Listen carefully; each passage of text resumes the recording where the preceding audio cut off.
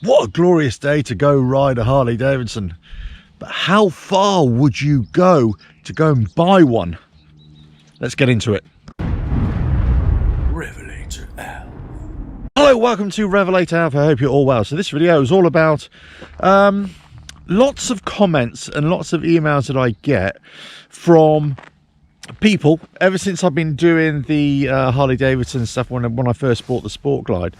And either they say, look, because of the videos, you know, I really wanted to go and buy one, or I bought one because of you know, your videos and you know how enthusiastic I am about it. And this is all about Softails and stuff, so that's all great. It's always nice to hear that people are inspired to go and buy something because of the positive or all the negative things that I say, a realistic portrayal of a particular bike, let's say, or a particular brand or series of bikes, whatever. But one of the other comments that I get is that people are swayed either way to buy or not to buy a Harley Davidson, a Suzuki, a Kawasaki, whatever it is, depending on how close the dealership is to where they live. Now, I've got to say, when I bought my Harley, I've got a dealership literally about 2 miles down the road from where I live. And I used to ride past it virtually every other day, you know, a few times a week, let's say. And, you know, I'd ridden other bikes, of course, and there's a Triumph dealership nearby as well.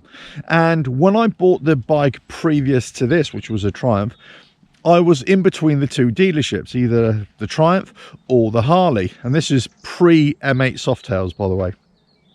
And then when I sold that bike or traded it in, I went to Harley Davidson, and it's because I like the bike and all that sort of stuff. But you know, it seemed to me on reflection now that I was choosing those two brands not only because I like the bikes, but maybe out of convenience. I don't know. I mean, possibly so.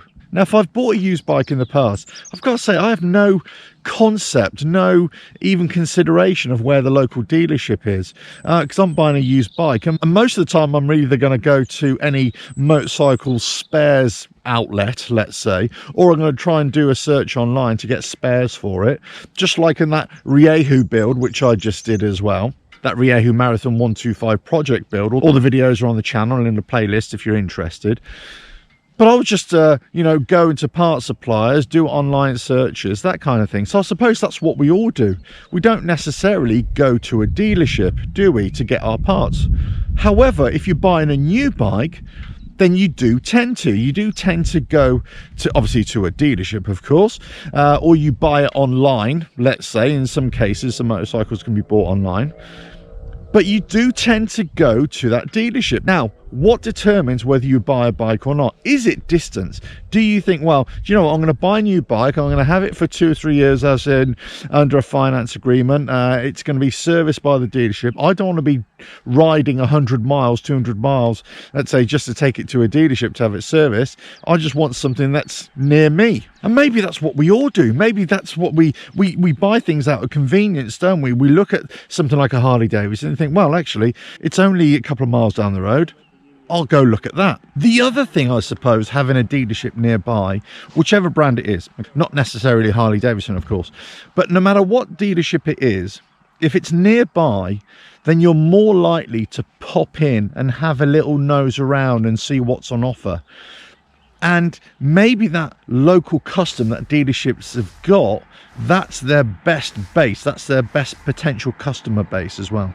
So I suppose this is over to you, really. Does it really make a difference where you're buying your bike from? And, you know, if you have a local dealership. And I know that in the case of the Harley Davidson, some of my nearest Harley Davidson dealerships, let's say, some have a great reputation, others don't. It really depends, you know, who you speak to, of course. Some buy it from a particular local dealership, but they have it serviced, you know, at another dealership, let's say 100 miles away or something, 200 miles away.